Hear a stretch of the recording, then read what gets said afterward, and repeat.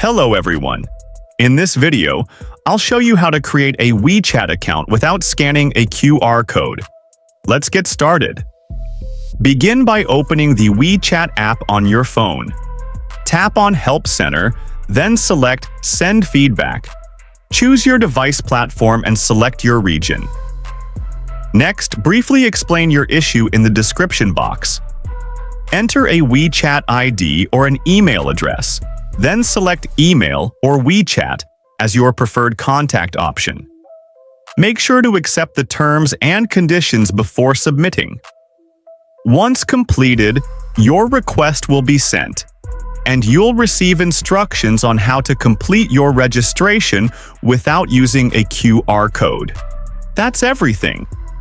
If you found this guide useful, please like the video and subscribe for more helpful tutorials.